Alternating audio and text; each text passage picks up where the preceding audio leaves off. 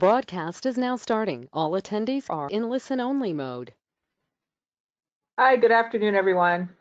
We'll be starting the webinar in a minute or so. We're just waiting another minute to make sure that everybody's logged in.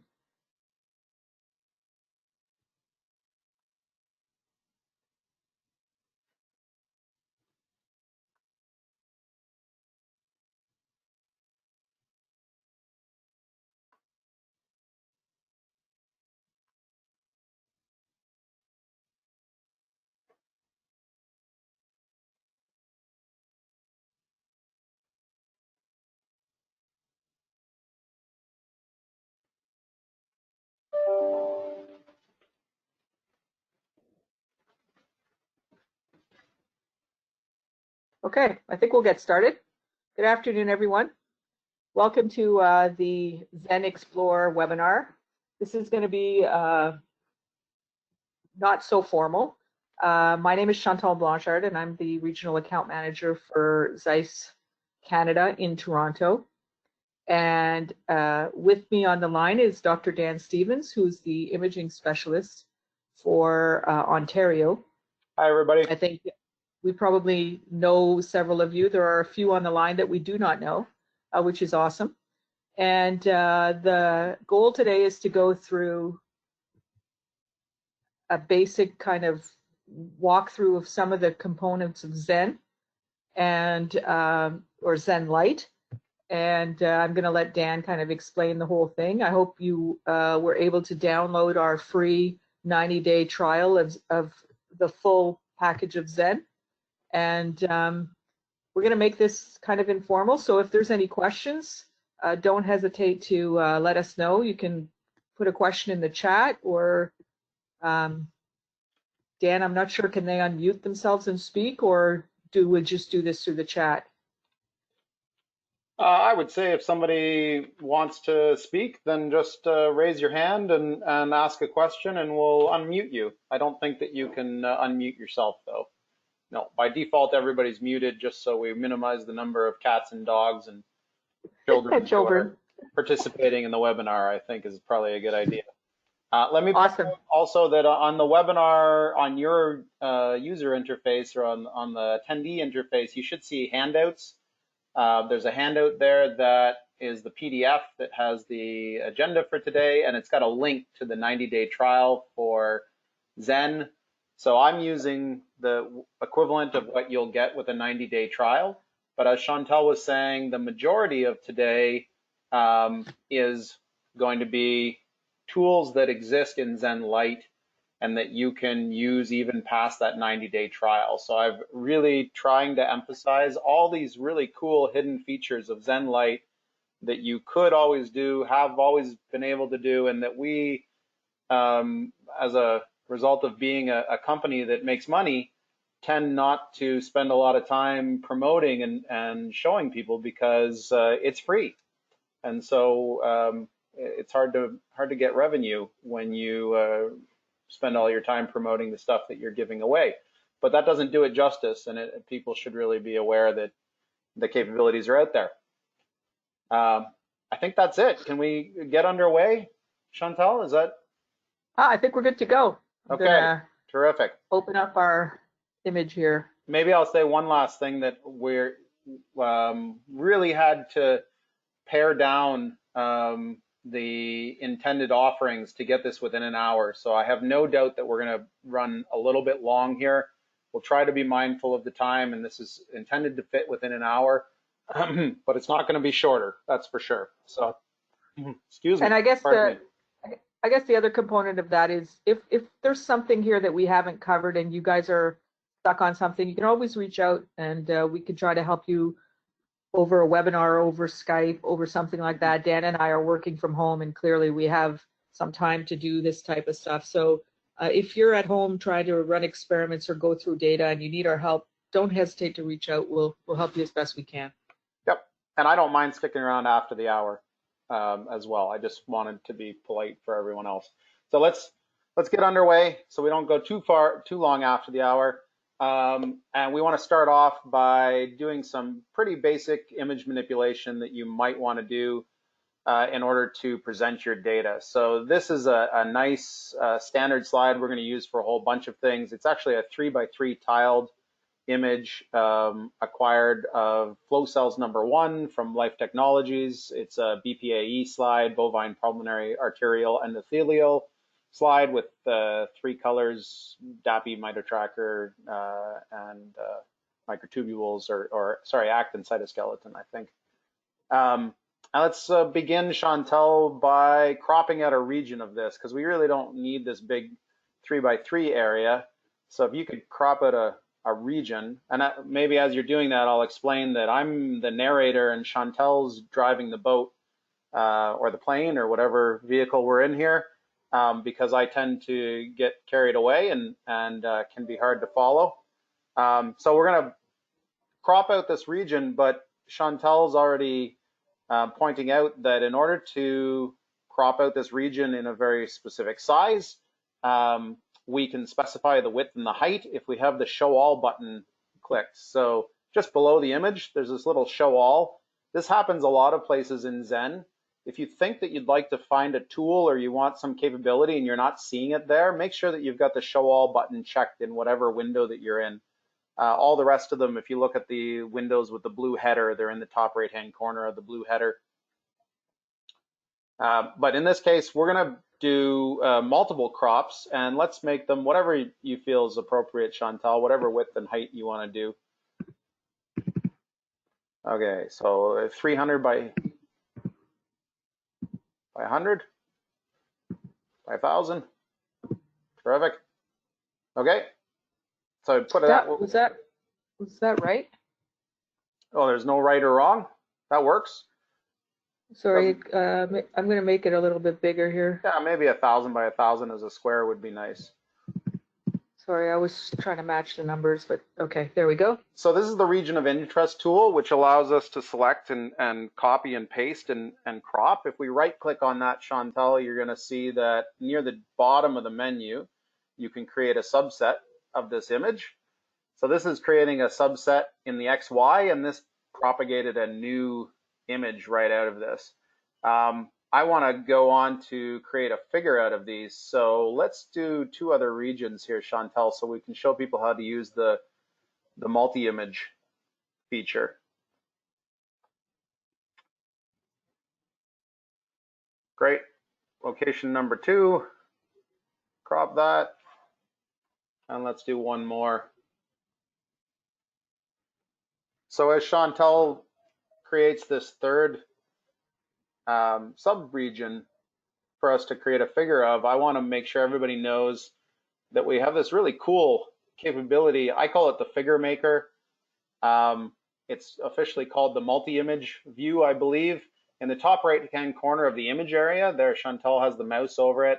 It looks like an open book or a book with 2 arrows. And when you click on that, it opens a new image container. You'll see it's titled multi-image at the top there on the tab. And at the bottom, you have the tools associated with the multi-image, and you can create up to a 4x4 panel display area here. And the thing that's neat about this is that if you want to create a multi-panel figure, then it's just a matter of dragging the images of interest into those panels. So if we click and drag any one of these images through, Chantel, so we can see multiple at a time. Great. 1, 2, 3. And then if we zoom in and out, so rolling the mouse wheel up and down, Chantel will show you that these things are now synchronized. You can desynchronize them if you'd like. So in the tools where you set the rows and columns, if we click on or off the synchronization or the display synchronization, we can change the brightness contrast of each one of them individually. But if you're trying to put together a figure for a lab meeting or for a poster, this is a really nice tool to use. Once you're all set here with the way you want things to look, you can create a new image out of this. There you go. Click the create button, and we're going to pop up a new image. There we are, which is a permanent panel now. So if we zoomed in and out, you would see that this is now a single image. And you can save that or export it as a TIFF or JPEG as you see fit. Okay, something that we probably want to do to that image, or at least the images that this came from, is to put some annotations in. So on one of our other cropped images, Chantel, why don't we put an annotation in, maybe just some text, if you would. Type something to the folks at home.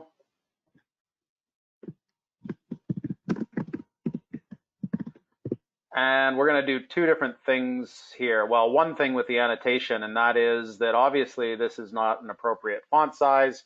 So we're going to change that, and I want you to make sure everybody knows where that is. If you click on any annotation in a Zen image and select it and then right click, near the bottom of that right click again, we have this format graphical elements, and that will control all of the parameters. It's really quite extensive what you can change here. So the font, for sure, let's bring that up to maybe 48 points. A little bit to the left and down there, Chantel. Yep, there you go. We can change the font type, of course, change the arrows. Not all of this may be appropriate for our annotation, but there you go, that works. And then one more thing before we leave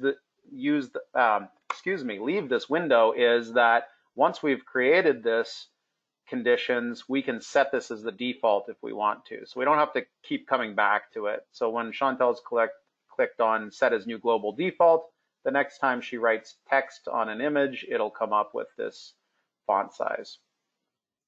Great. So another typical type of annotation that we might have would be a circle or a square or an arrow, and now we're getting into sort of measurements.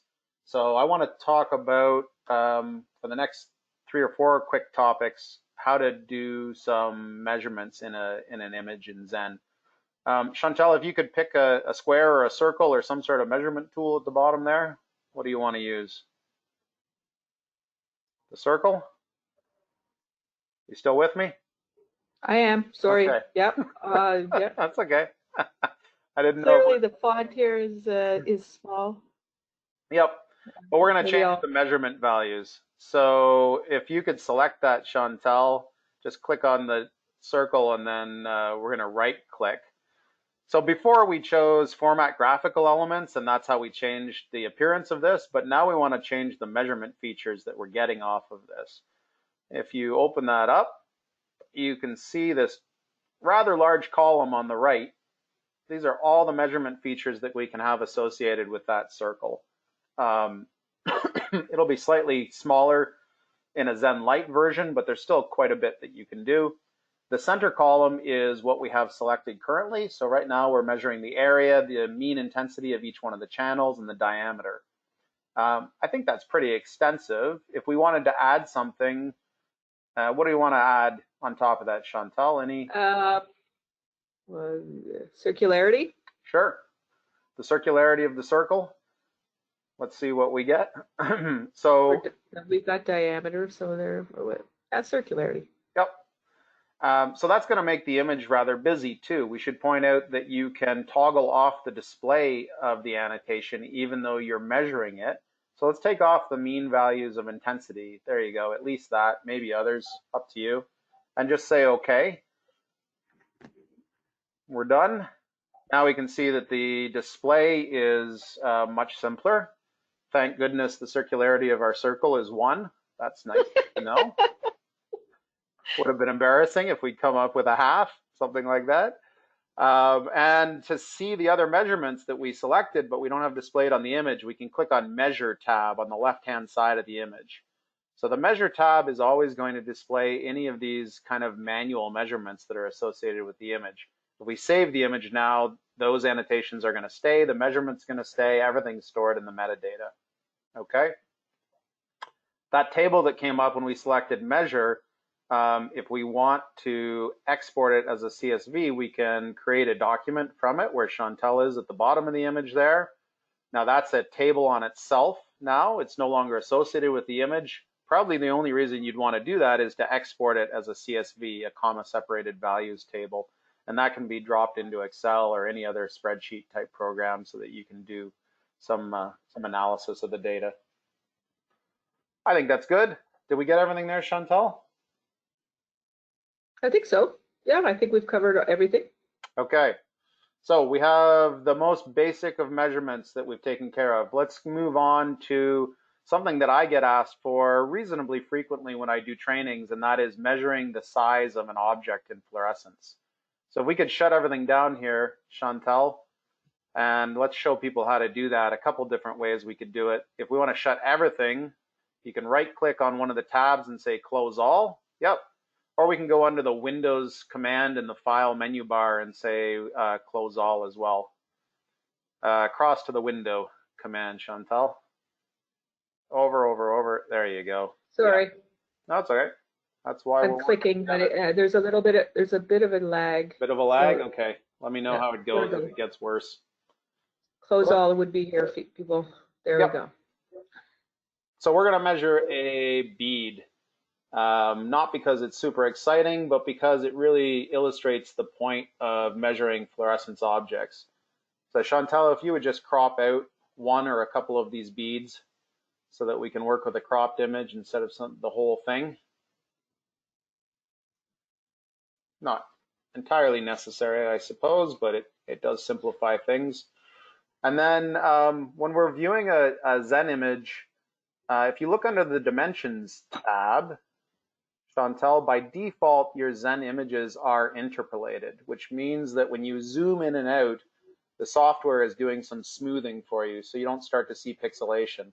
But in this case, we really want to see exactly what the image looks like. So let's toggle off the interpolation and maybe do a zoom into one of these things and then change the brightness contrast by hitting the min-max or manually dragging so that we can really see what's going on in the image, because it looks like we're saturated at the moment.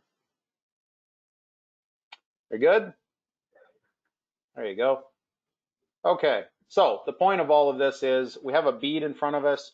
We know this bead is very, very small. It's a diffraction limited bead in this case, so it's 100 nanometers or less. This is not my image set, so I'm not sure exactly what the size was, but it's below the resolving capabilities of the microscope, and there is no definitive boundary at any point that defines the bead. It's a fuzzy ball with a gradient of intensity dropping off.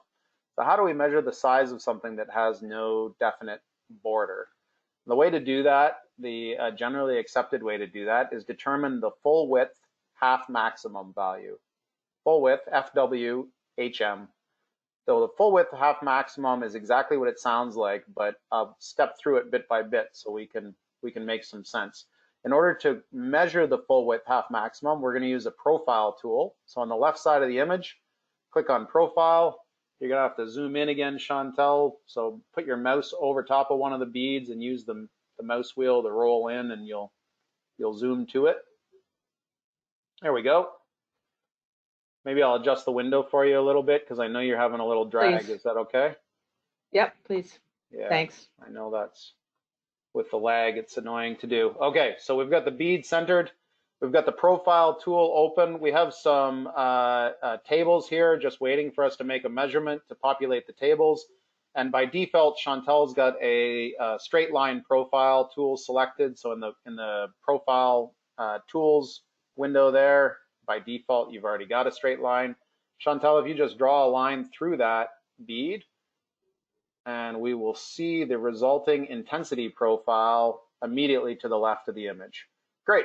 So there's an intensity profile. That means we're seeing the intensity at each pixel that Chantel drew a line over.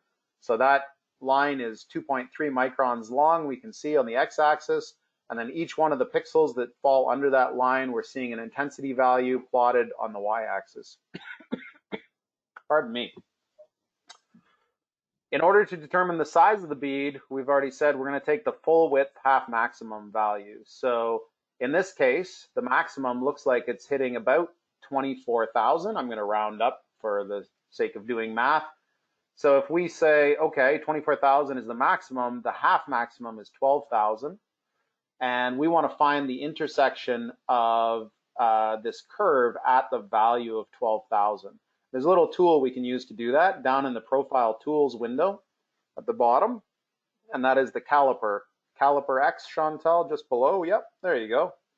So if you select the caliper and then you go back up to the plot, when you move across, you can see that you're selecting a region of the plot, and we want to go to a 12,000 value. So yep, there you go, something like that. If you mouse wheel in or out, Chantel, you can zoom as well if that helps. But yeah, there you go. Don't worry about the actual value. We can adjust it afterwards.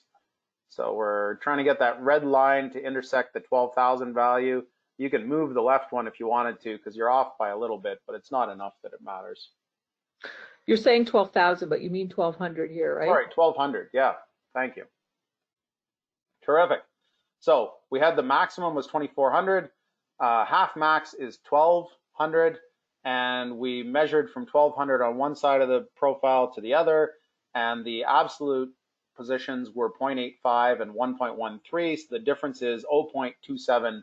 So 270 nanometers is the size of this bead, according to the full width half maximum.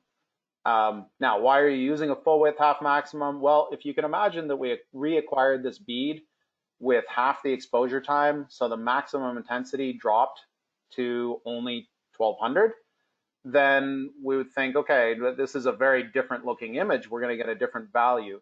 But if we were to acquire the full width half max with a half exposure time, we should still find that when we go to half of 1,200, so we go down to 600 and measure the full width, that the full width is the same independent of the intensity of the image. So now we have an absolute method of measuring sizes independent of intensities, assuming, of course, that we have reasonable contrast to determine where the object is. Sounds good? I think we did it, right? Yeah. Are you keeping an eye out for hands? Because I'm closing the window, so yes. I'm not keeping a. Yeah. I am, although okay. Thank you for pointing out. So yeah, let's just say, please, folks, if there are any questions, we want this to be as informal as possible and kind of back and forth as much as you'd like. So feel free to put something in the chat, ask a question, raise your hand, and we'll do our best. Very good. So we've measured a size of an object with the profile tool. We're going to do another measurement. We're going to use the profile tool to do this other measurement. It's going to jump a bit in terms of the complexity of the data that we can get out. But if we close these images, Chantel, we're going to do a little particle tracking with the profile tool. And I'll take this opportunity to remind people that all this stuff is available in Zen Lite. Oh, I said that immediately before doing this. I think maybe actually this feature is a licensed feature. Sorry about that. So this is a time series that we're going to look at. This is a very small region of a cell. This is subcellular super resolution information. And we're seeing some sort of particle, an organelle or something moving around in the cell. The total width of this image, just for your reference, is something like 5 microns. So these are very small particles. And we're going to look at the central particle that is crawling along here, and we're going to try and get some information about the velocity of this particle. And we're going to do that by using the profile tool. And the profile tool is going to work slightly differently than how we used it before. So Chantel is going to select the Freeform tool, first of all. That's the third button there, Chantel. Yep, so she can click and drag and draw a profile of any shape with that Freeform tool. And now what she's going to do is play through the time series, and she's going to trace the time series, or she's going to trace the particle movement as it goes through the time series.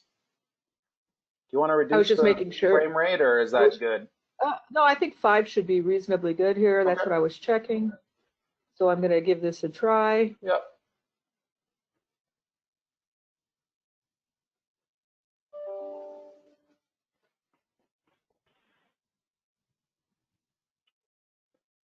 So what we're going to see as Chantel traces the path of this particle, there we go, is a dynamic profile on the left-hand side. So as the time series plays, we see the particle moving along that line because the intensity, of course, moves along that line. Very nice. So that's reasonably intuitive to understand what's going on. How do we actually use this data to derive something about the motion of the particle? Well, there's a nice way to relay that time series as a single image, and that is called a Kymograph. That capability is called a Kymograph. So if we go into the processing tab to the left side of Zen and we type in the search button bar there, Kymograph, or actually it looks like we've done it recently, so it's just above. We click on it. We have the parameters for the Kymograph below. We can select, if there were multiple graphics on the image, we could select them, but we already have the graphic. We only have the one graphic, so that's fine. If we wanted to change the width, we could change the number of pixels we were drawing data from, and that reduces the noise a little bit if we have some in our image, so that's very nice. Once we've done that, we say apply, and I'll wait until we get the result. There we go. So this is a Kymograph plot, and what you're seeing is a X versus T image. So the X-axis is displacement along the profile that Chantel drew, and the Y-axis is time. And we're seeing the particle move along that profile through time. And if we were to have a question about the velocity of that particle, we could measure the angle of the displacement, because we have displacement over time. So rise over run gives us velocity, and we could measure the velocity, and we can measure it. If it did change velocity, we could measure it at different points. We would see that. Okay.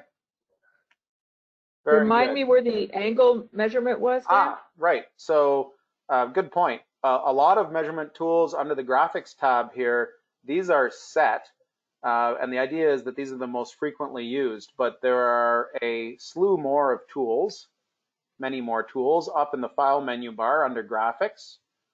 Now, if you have Zen Lite, then maybe half of these are going to be grayed out, but you can scroll through and take a look at these. And if you wanted to measure an angle, there's the angle tool there. So select in a couple clicks and you'll get an angle in degrees. Okay. So we've measured a width, we've measured some particle dynamics. Let's do a little bit more intensity measurements, but instead of using fully manual stuff, let's progress a little bit by doing some thresholding using the histogram tool. So if we could close these down, Chantel, and we'll go back to our BPAE slide. I think that's always the best one to use, and we'll just look at some nuclei, yeah?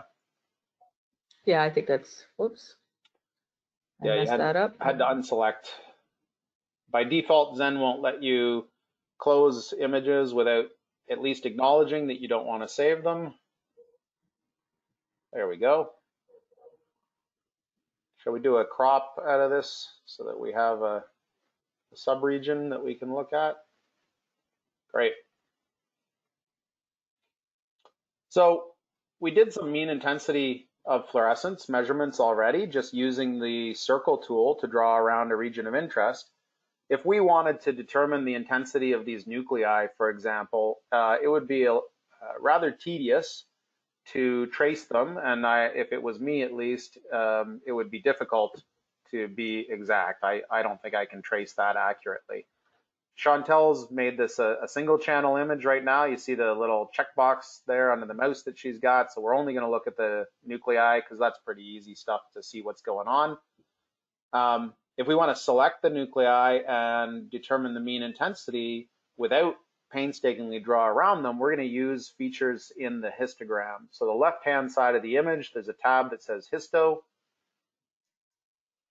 There we are. Terrific. And we get all this data ready to go. So this is all the histogram data for the full image. There's a plot in the top left-hand corner that tells you how many pixels of given intensities that you have. The data table for that plot is the one just below where the mouse is currently on the left-hand side. Very good. So that's the frequency table.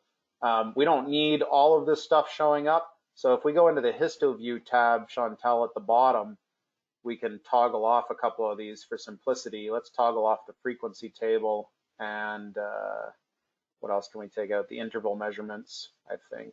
Yeah, there we go. So now we have just statistics table in the bottom right-hand corner, right above where Chantel's mouse is, and the top entry is the mean intensity, followed by the variance, the standard deviation, etc. Great. But that's still for the full image. So that's not helpful. We want it for individual nuclei. How do we go about doing that? So in the histo definition, which is the tab just to the left of what we're looking at now, you'll notice at the bottom there's a threshold value. How do we know how to set that threshold though so that we're seeing nuclei? Well, if we mouse over the image and we get this crosshair, Zen will show you the intensity of each individual pixel. So at the very bottom of Zen, there you go, there's a pixel value. And when you've moused over the image, you'll see that pixel value is showing you the intensity under the cursor. So the nuclei are something like 30,000. The background is something like 1,000. So just from quickly looking around our image, we can say probably we want to set the lower threshold. What do you think, Chantel?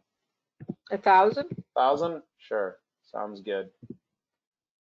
Terrific. So we've set a lower threshold for 1,000, and you'll notice that we've got a blue mask now. So a lot of you may be familiar with a saturation mask that tells you your pixels are black or your pixels are saturated. This is essentially the same thing for the analysis. The blue pixels are below the threshold, so they're not being analyzed. And if there were red pixels, they would be above the threshold and they wouldn't be analyzed either. And we see the mean intensity of our image has changed rather dramatically now. We can go though from measuring all of the nuclei collectively to measuring individual nuclei by also drawing an annotation around a cell of interest. So you've got the square tool selected by default there, Chantel. That'll work because we don't have to be exact. Can you just draw a square around? Oh, you've deselected it there. You had it selected already and there you go. So draw around it. Yep, doesn't have to be exact. So there you go. We see the mean intensity jump again because now we're looking at one nucleus instead of another. And if we just drag that square around to sit over top of different nuclei, then we would see that the intensity would change because we'd be measuring. You have to let go. There you go. Yep. Wonderful. So there's a different way to measure intensity. That's absolutely available in Zen Lite.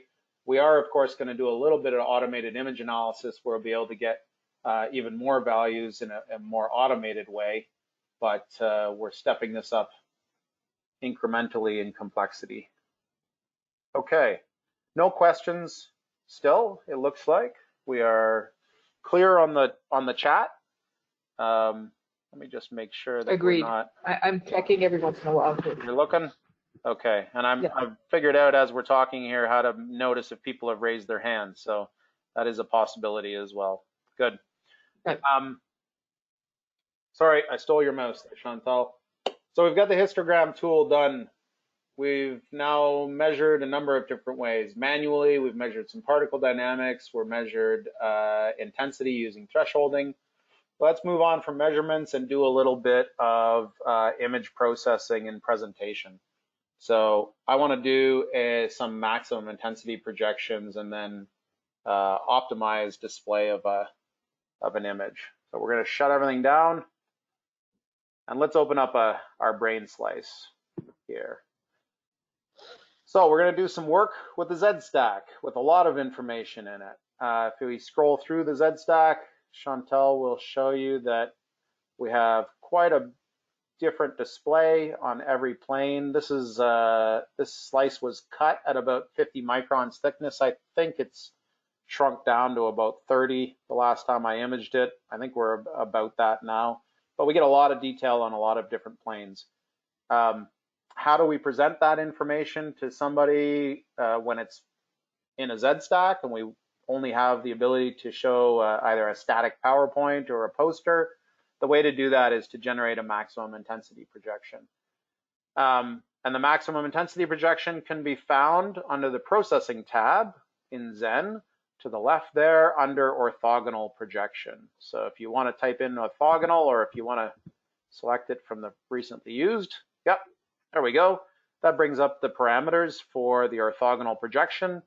The default is we're doing a frontal projection, meaning it's going to be the XY plane that's projected on itself. That's exactly what we want. We want this full Z stack to kind of collapse on itself.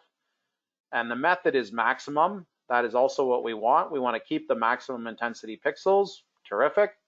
The start position is 0, so we're going to start at the very first slice, and we're going to use all the slices. So we're going to crank the thickness up to the full 31 slices. There we go. If we hit apply, we will see a maximum intensity projection calculated. There we are. So we can see all of the details in one window.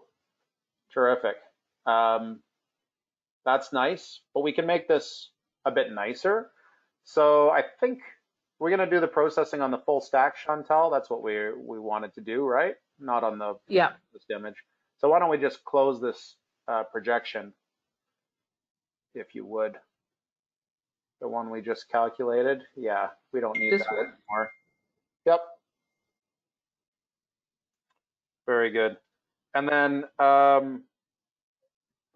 we're going to do a number of things sequentially to this image. Chantel, if you would zoom in really high onto some feature and show people that this is it's a reasonable image. It's nice, but it's not gorgeous. There's a lot of noise here. There's a lot of single pixel variation and kind of speckle that's smaller than the objects that we're interested in. So we're going to take care of that a little bit. And I'll point out that everything we're going to do here is cosmetic. We're not doing anything here that is going to permit us to do any quantitation. So don't do these steps that we're going to do and then try to do some measurements on your image, because we're going to subtract fluorescence and modify it, and it's not going to be relevant. So the first thing we can do is a single pixel filter. Under the processing tab.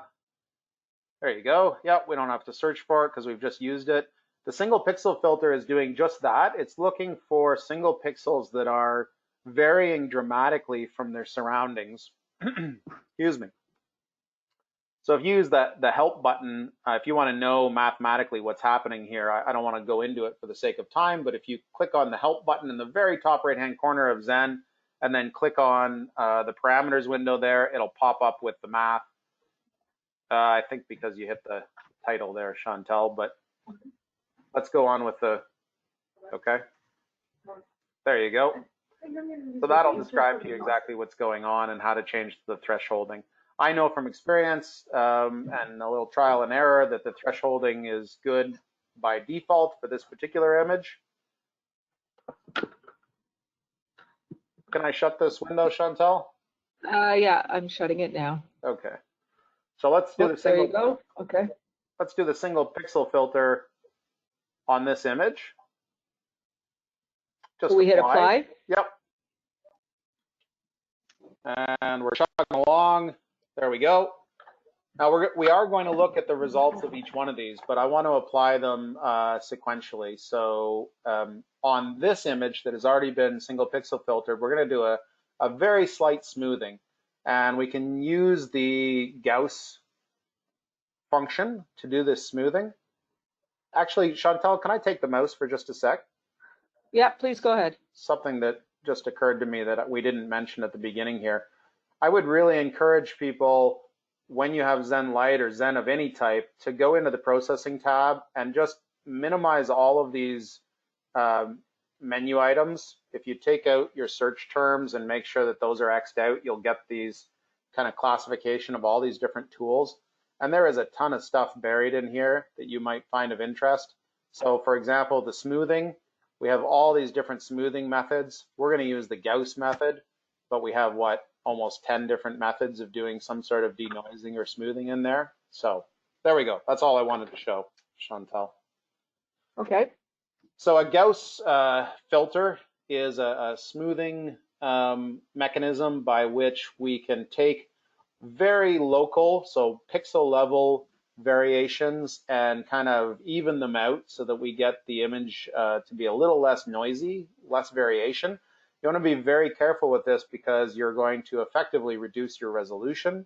It's kind of a one and the same. If you smooth things out so that you don't see detail, then you're losing resolution. We're going to drop the sigma, which is effectively the radius of the impact of this Gauss filter, down to 1.1 on each one of these, just because we want to have as little impact as possible, really, or almost as little as possible on the image. Okay, and then let's apply that to the single pixel filter image. Very good. So I don't know how this conveys over the webinar, but to me at least, on the very macroscopic view, we can see that we've filtered this enough that it's starting to look smoother. There's one more thing that we can do. This is a nice image, certainly, but we can still see that there's out of focus fluorescence here, and we could increase the contrast of this by doing some background subtraction. So let's pick up the background subtraction tool from under the processing tab. And all of these, again, are available in Zen Lite. So if you have a wide field image, this is a really cool tool to play with. The parameters for the background subtraction are essentially just the radius. So what is a radius when we're looking at background subtraction? The idea when we do a background subtraction is that we're looking at a small region of the image, and we're looking for local contrast. And if we see local contrast that's substantial within that radius, then we say, okay, that must be the object. So the non-high intensity stuff must be the background, and let's subtract out that background locally. And the trick here is that we don't want the radius to be so small that we can actually move into an object and see that object as being background just because we have a homogeneous intensity. And we don't want the radius to be so big that we can't get into all the cracks and crannies that are in between the object or the features of the object, and we can't subtract that background. So I know this is really just a let's try different values thing with a little bit of intelligence thrown in, knowing the size of the things we want to look at. The radius here, somewhere between 50 and 100, works quite nicely. Chantel, I don't know if you want to change that or we just use the default. You try 75 if you'd like. Terrific. And let's do a background subtraction now on this Gauss filter. So actually, maybe I should that for all of these tools, because you use them for. Sorry, I'm going to take your mouse for a sec. There's a selection window here. Use processing function. I've toggled on this for every tool. So whatever image is open, that's why we aren't worrying about how to stack them. So we have, for Dan, you're kind of great. Oh yeah, you as well, Sean. Yeah. Yesterday when we were doing, I think it was processing. Well, that's interesting. We can see it's advancing here. Action to complete.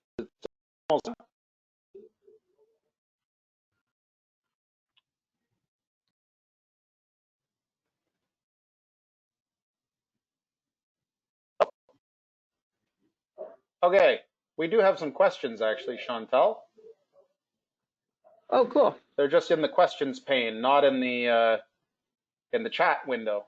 Oh, I do not have a questions pane. Yeah, so that's on me. Sorry, folks. I see a number of questions that were asked. We were looking at the chat window. You very correctly used the questions window, so that's fine. Let's just try and address these all at once if we can. We're 45 minutes in and we've got 5 questions. Will a recording be made available for this? I had not considered that, honestly, and I don't have a mechanism to do that. But let's say we will give this some thought. This is the very first time we're doing this. We're hoping to do it again. Yeah, so maybe the answer is, I'm not sure. We'll let everybody who attended know if a recording is put out somewhere that's publicly available.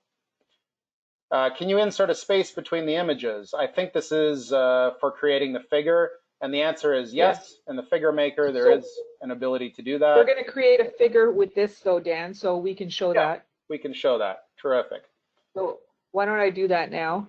Okay. Chantel is going to use the multi-image view now to drop in the different images that we've created. We've done, we're going to have 4 images in total. We're going to have the original, we're going to have the single pixel filter, we're going to have the Gauss smooth, and we're going to have the final background subtract version of it.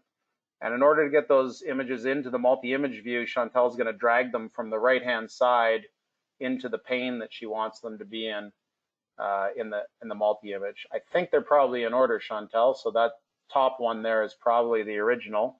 Yep, and that's probably the single filter. There you go. Terrific. Can I just move the questions out of the way for a second, Chantel? Sorry, Sure. I needed my mouse there. Go ahead. You got it. Okay, so if we hit the spacing here is how we create the line, correct? Yep, and then the spacing color below it is the color. So I think the question was, can we put a white line in between? Can we change that spacing color to make it a white line? Great. Okay. I know there are other questions. I'm going to get to them. Chantel very rightly pointed out that we've got a nice capability of showing this in the multi-image. So there's your white lines between each one of the panels. Very good. If we go back into the multi-image view, Chantel, let's zoom in on a feature of interest here, if you would, and zoom in really far in so that we can see the impact of what we've done here. Keep going. Yep. So we start off with the noisiest image on the left, and we improve just slightly with the single pixel filter, the second panel, and then you can see that we definitely make a significant difference when we do the Gauss filter. And there's some argument here or discussion to be had about, of course, if we're smoothing things out, are we losing resolution? So you really need to look at the features of interest that you have and decide whether they're still present in the Gauss filtered image. And then on the far right, we have the background subtraction. So we can see there clearly that we have just slightly better contrast. So this whole process that you're seeing here is sold commercially by some vendors. You can find it under the name of digital clearing or computational clearing, I believe.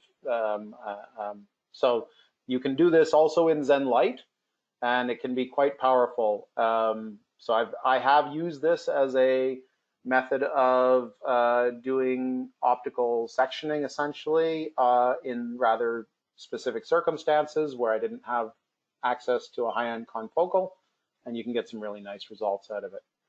Okay, let me check the questions again, Chantel, if I may. Go ahead. You want the mouse? Take the mouse. Yep, and I have managed to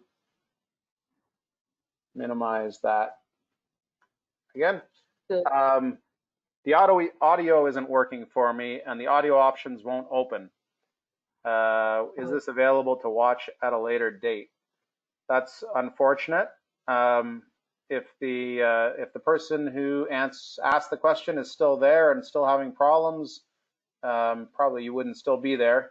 But if you could give us an update, or if anybody else is, I imagine we'd have some screaming happening if everybody was having audio problems. Will you do any measurement in H&E images, pink area versus purple? I would imagine that's when we were doing the histogram capability. We don't have that set up, and for the sake of time, I don't think we can squeeze that in there. Oh, the audio is working for everyone. And another request for a recording. Okay, so no to the H&E images, but we'll note that, I guess, Chantel, as something of interest, and when we do this in the future, maybe we can cover it. How would we? If that person wants to reach out to us, we may be able to just do a quick 1-2 for that person to go over it, and then I'm not sure as well. There's some tutorials online that may also be online, but definitely we'll look into it and get back to that one person and let them know what we've done. Okay. How would you remove autofluorescence? This is a great question. Hopefully the background subtraction that we just did is a nice answer to it, but there's so many different ways to answer that, and so many different questions to be asked about what's happening with the autofluorescence, if it's inherent to the sample, or if it's ubiquitous, or if it changes intensity. And then, the acquisition could be changed, and then the processing could be changed. So that's really difficult to answer without more information. But hopefully that background subtraction gives you at least one capability. And if you want to provide more details or stay on after the fact, then we can discuss it further. Thresholding of a histology image, H&E stained, will be the same as shown for the fluorescence one. Okay, same idea there for H&E. So maybe at the end we can give it a try. A piece of tissue autofluorescence, yeah. Okay, so in part the background subtraction would work, but I think to answer your question, at least point you in the right direction, what you want to do to address autofluorescence in your tissue is some sort of spectral unmixing. Spectral unmixing, channel unmixing, linear unmixing, these are all somewhat synonymous terms. They're slightly different from one another. The concept is that you're going to get some spectral information out of your image, which is going to allow you to subtract out the autofluorescence preferentially. Okay, terrific. So we've got our background subtracted Z-stack, and I want to do some rendering of this, and I want to show people how to take a 3D stack and how to export that as a movie once they've animated it. So something that we can put into a slideshow. Can we close everything but the final background subtracted image, Chantel, and we'll start playing with that? So you're going to. So I think here we want to show that if you highlight the image you want to keep and you do close all but this. Yep. I don't think we said that before. Just making sure we've covered it all. Yep. Yep. Great. There you go. Okay. So we're going to do some rendering of this Z-stack now that we've processed it and we think that it looks pretty good. So on the left-hand side of the image, we've got the 3D tab. If we click on that, we're immediately into a rendered version of this. Chantel, I have to move this questions window out of the way again. Sorry. There you go. Mouse is yours. So I want to point out that Zen has some really spectacular capabilities for 3D rendering. You'll see that there's a watermark in the bottom right-hand corner of our rendering here. That's the company that we license the rendering from is Arevis. They are the gold standard for commercially available 3D rendering and scientific imaging, as far as I'm concerned. And by that, I mean these guys can do multi-terabyte images. I believe they're in excess of 10 terabytes they can render. I've personally used a 1.5 terabyte image to render in Zen, and that same rendering engine is available in Zen Lite. So that's a very powerful capability, I think unmatched for free that I'm aware of. Maybe IC can do something of similar. But if you have any large light sheet data, something like that you want rendered, and you're not using Zen right now, you should really take a look at whether you can take advantage of this capability. So when we initially render this stack, by default, Zen puts a bunch of annotations on, which are immediately below the image. Chantel's already toggled those off, which I appreciate because I find them just distracting mostly. There's two other things you're probably going to want to do if you're doing a rendering of a fluorescence sample, and that is below those tools or annotations in the 3D tab. You probably want to drag this from this slider here that goes from precise to fast. I want to drag it to precise. Since we've licensed the Arevis engine, we really don't have any need to reduce the resolution to accelerate things. And then under the appearance tab, you'll notice that there's a thresholding value. Zen tries to take a guess at where it should cut off the intensity. Personally, I like to see the entire image. I think it looks a little artifactual if we don't. So I've dragged that all the way to the left, and then Chantel, you can just wing this image around a little bit if you want to. There we go. Oh, this reminds me. Okay, Chantel, I think we want to take a subsection of this just so that we have a more kind of square or cubic volume, right? So let's crop out some region of this. It's also going to make any of the functions that we are doing with the rendering faster, which isn't necessary because we have this nice rendering engine. As Shawntel's doing that, I should point out, even though this is available in Zen Lite, there are minimum requirements for a laptop if you have it in terms of the graphics capabilities. So if you click on this 3D rendering and you get a message that says you're not able to do this, it means that your laptop graphics capabilities fall short of what Zen needs to operate with the Arrivis engine. Yeah, and if you think that that shouldn't be the case, then by all means reach out to us. If you think you have a good graphics card, because there are some times where Zen or your PC may not be set up to utilize your graphics capabilities properly. It's not a Zen thing, it's a Windows thing, but we can help you out with that regardless. Okay, here's the 3D rendering. So wonderful, we can move it around, we can fly through it, we can do all sorts of things with it, but we want to actually export a series.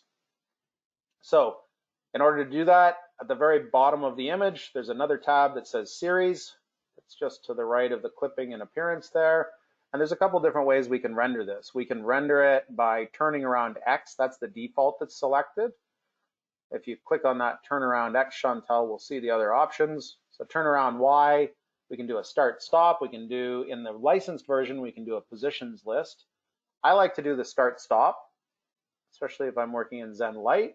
And what that lets me do is define a start position for my animation. And we're going to say this is the start position in this case, I think. And then if you click on the stop position, Chantel, just to the right of where your cursor is,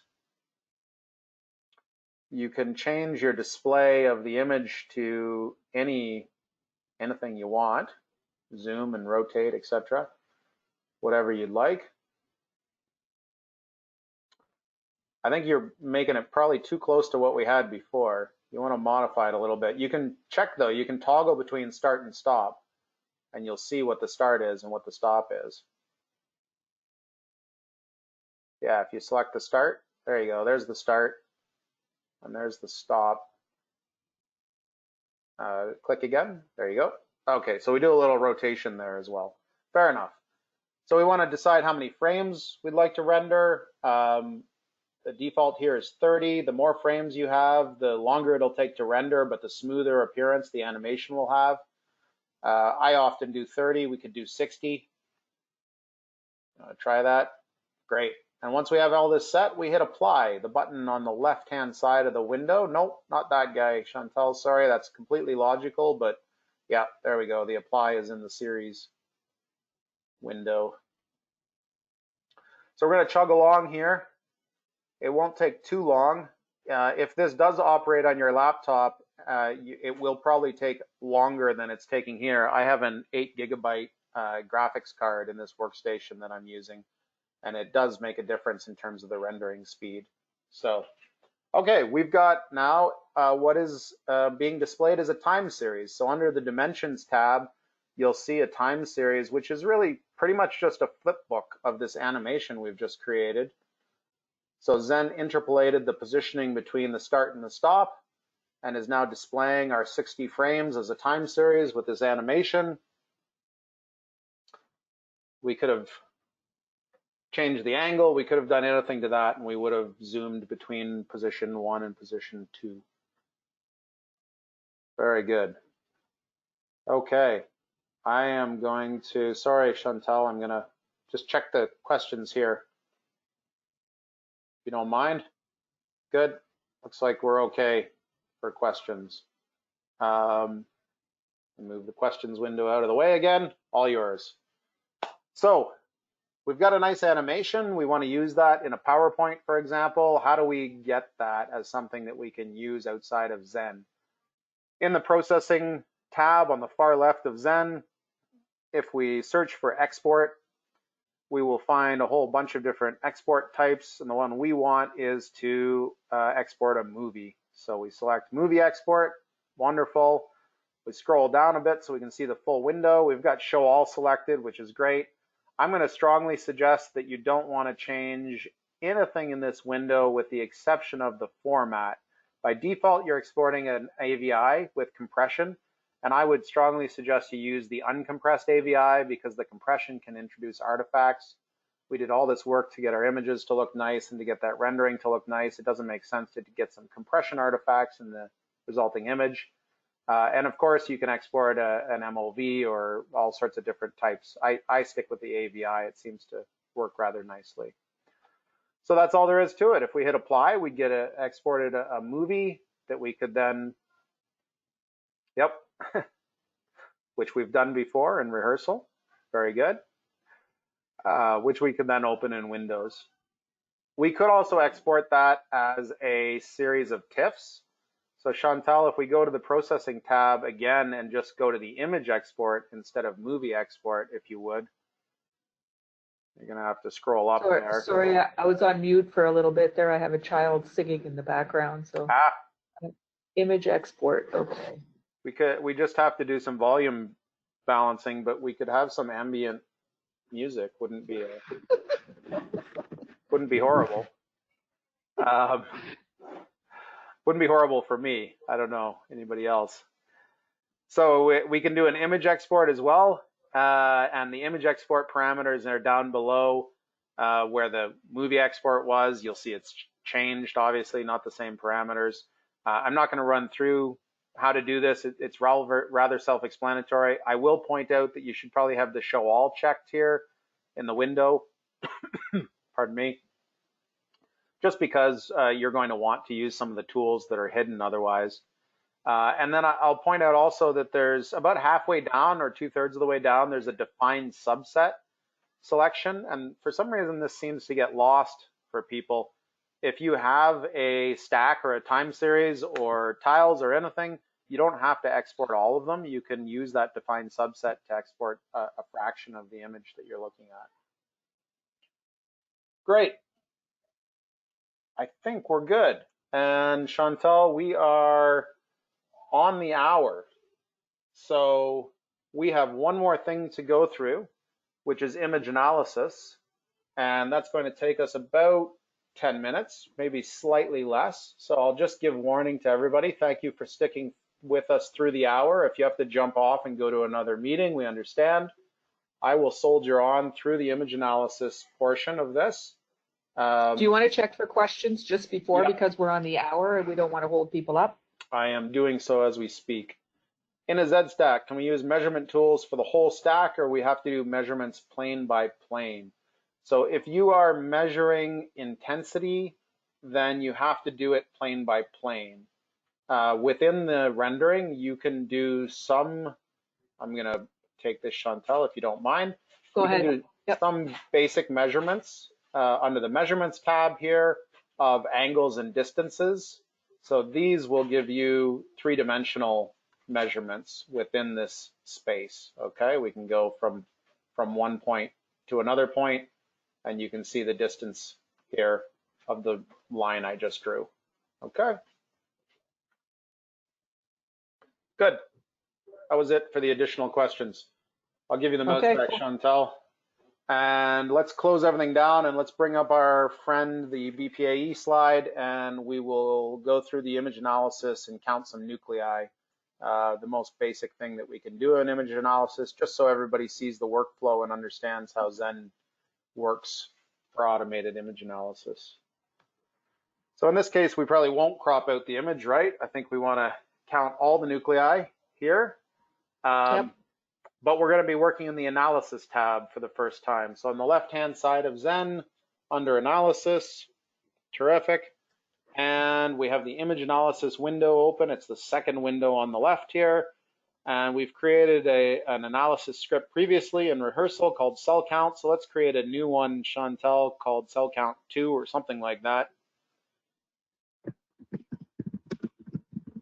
All right, so this is how we set up our parameters. We create a parameter set, and now in order to specify what we want that parameter set to do, we click on the Setup Image Analysis button 2/3 of the way down on our Image Analysis tab. Terrific. Okay, so this launches our Image Analysis wizard, which steps us through bit by bit how to set up the image analysis for whatever it is that we want to do.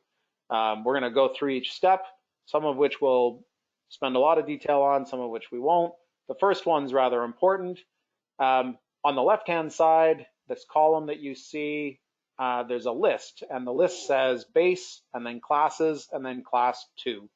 So this is a nomenclature. This is a naming system that is not terribly descriptive. I don't particularly like it.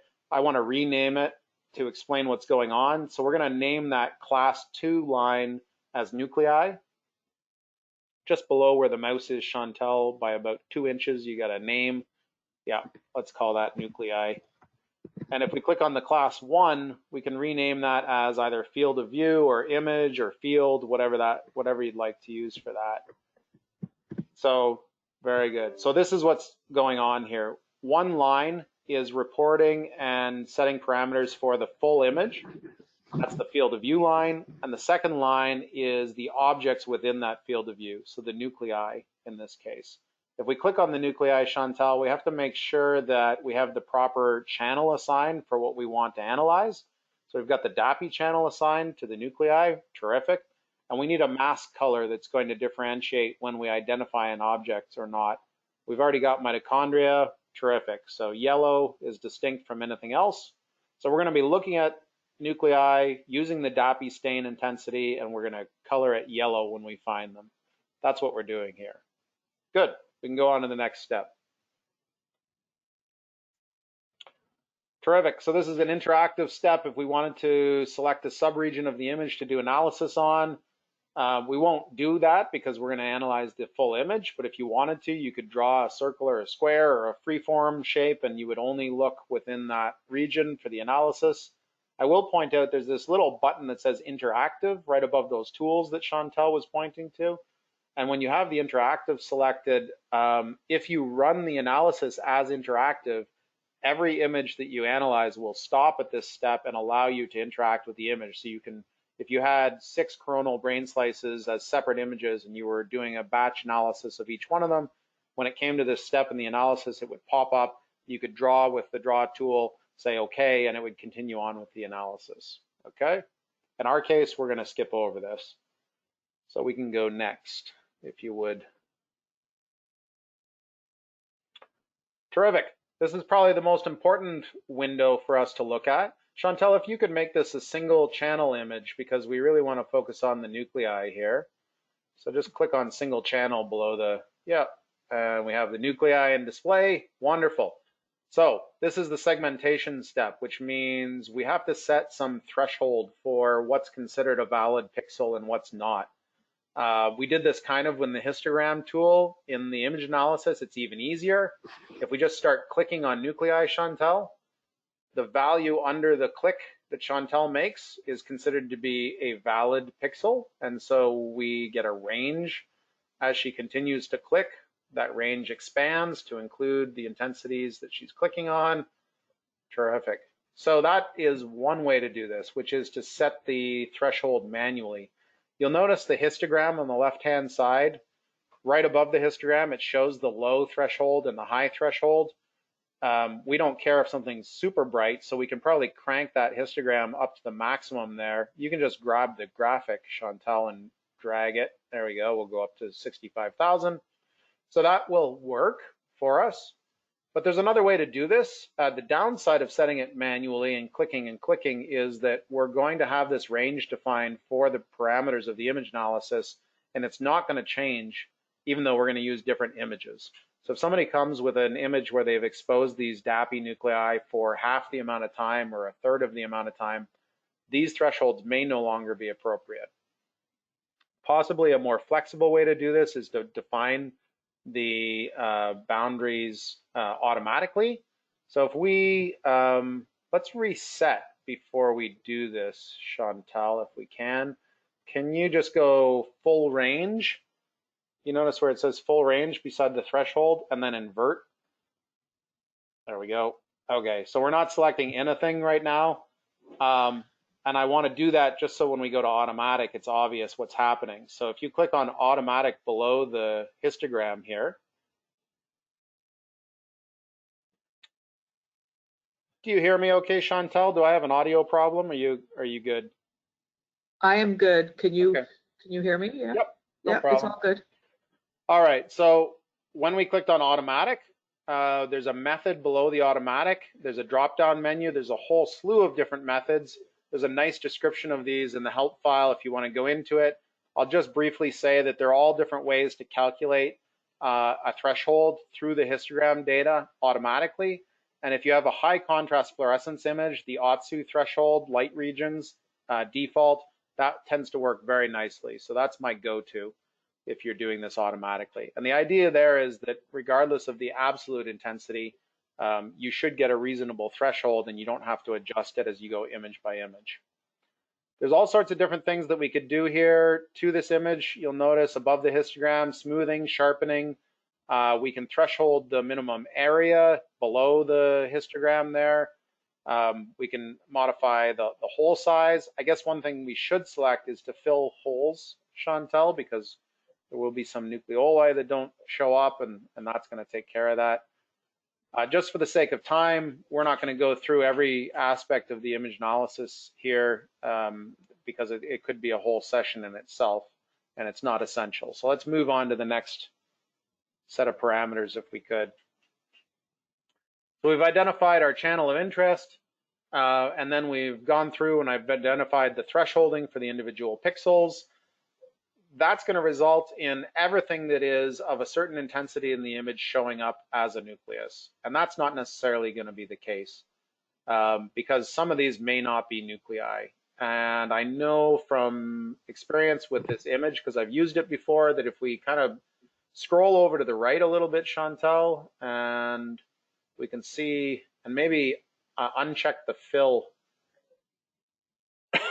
option as well, which is just below the image. Yeah, so if we uncheck fill, we can now see the contents of the objects. Oops. Oh, you want me to do the scroll? Yeah. Yes, please, because I'm trying to go right, but it won't let me. There we go. So this is the guy I was looking at. This guy here in the center of the image, more or less, it may have been a nucleus at one time, or it may have been multiple, but it's not something that I want to count now. And there's a bunch of debris around here as well. So we're not doing a great job of identifying in the sense that we're over-identifying. And in order to fix that problem, we're going to set up a filter. So step 4 is a filtering step. And on the left-hand side in the column, we have an edit button, which allows us to select all sorts of parameters to filter these objects by. So you can use whatever you think might be appropriate for your image, of course. I know I'm trying to look for nuclei that are fairly circular and have a reasonably homogeneous intensity. So we're going to select circularity as one of the parameters we're going to filter by.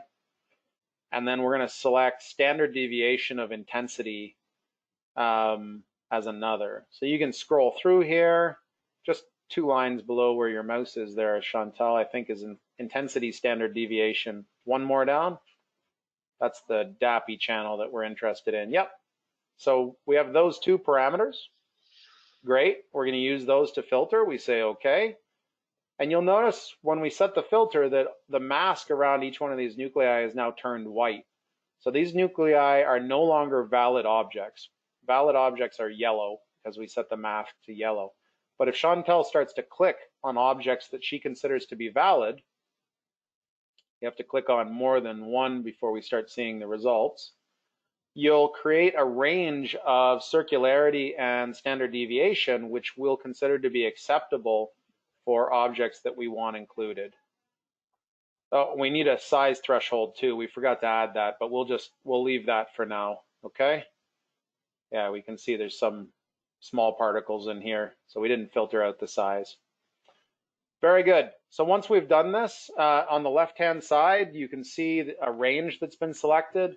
Circularity, we're going from 0.8 up to 0.917. We don't care if something's too circular, so let's unselect the maximum, the little checkbox beside the maximum value, Chantel. Great. And then on the intensity standard deviation, we don't care if there's no deviation. We don't care about a minimum.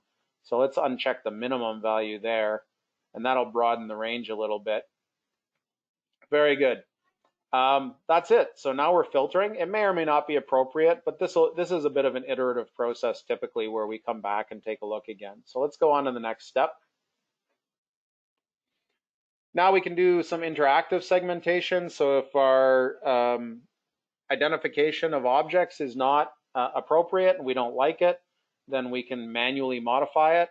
I think I'll point out that the objects that we see here, I don't think are what's going to be identified at the end. So don't worry about the preview image that we have. This is something that you would set to interactive if you wanted to modify what was being done automatically. We're not going to do that, so we'll go next. And now we're actually reporting features. So here's the data. This is the good part. And here's where it matters what line we're looking at. So right now, on the left-hand side, you can see we've selected nuclei in our table here. Yep. And below that, we have two different sets of features being reported. We're reporting features of the individual nuclei. We're reporting the ID and the area. And then below that, we're reporting, those are the annotations of the image. So we're not going to have any annotations. But if we wanted to, we could annotate the image with some of the measured values that we have. It gets a little busy, though, if you have a large number of objects. Let's edit this regions annotations, Chantel, if you would. So the edit button just below your mouse. And let's report also the mean intensity of the DAPI channel, for example.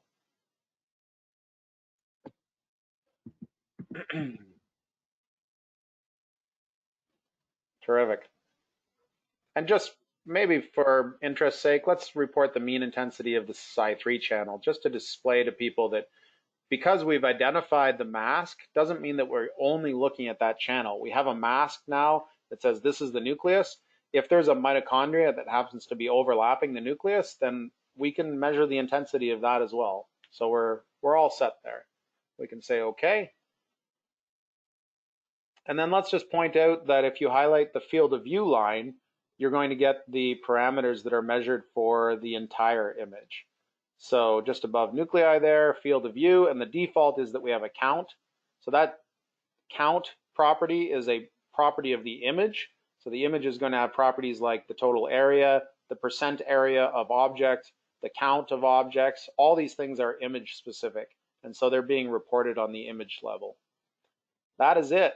If we hit next, we will see our data preview. This is just a preview, so it doesn't matter too much. We've got a count of 5, but this is of a sub window. We want to finish off this setup by clicking on the finish button, and then we're going to run the analysis on the full image. So on the left-hand side in the image analysis window, at the very bottom, there's an analyze button. If we have our image open and we click analyze, we're going to get the data reported for the full image. There we go. Did a pretty reasonable job. We could zoom in and out and see if there were any outliers if we want to, but a nice way to do this is to look at the plot. So the plot on the right-hand side is all of the objects, and we can customize that plot down below where it says custom chart. Yep. So right now we've plotted the ID versus the area. That's not very useful. Let's plot the mean intensity versus the area, mean intensity of DAPI. Great. We could plot the mean intensity versus the mean intensity, but the thing that I wanted to point out was that if we look at the plot now, we can see some outliers where there are a couple things that are very large. If we click on that, that is linked to the data table, and it's also linked to the image. So if you click on that, we're going to highlight the nucleus of interest, and we'll see it in the data table. So we can start to look at our outliers in this method. And if we need to, we can go back and refine the parameters of our image analysis script so that we don't get those outliers, or maybe those outliers are of interest. It's really up to you. Very good. The data table that's in the center there has all of what we've measured. In order to get that data table, we've kind of done this before with the histogram, but at the bottom in the tools bar under analysis tab, we have a create tables button there. So let's create tables for the nuclei. We can export any combination of data tables. And so you can see here now we have the area, the intensity standard, the intensity mean of the DAPI, the intensity mean of the Psi3.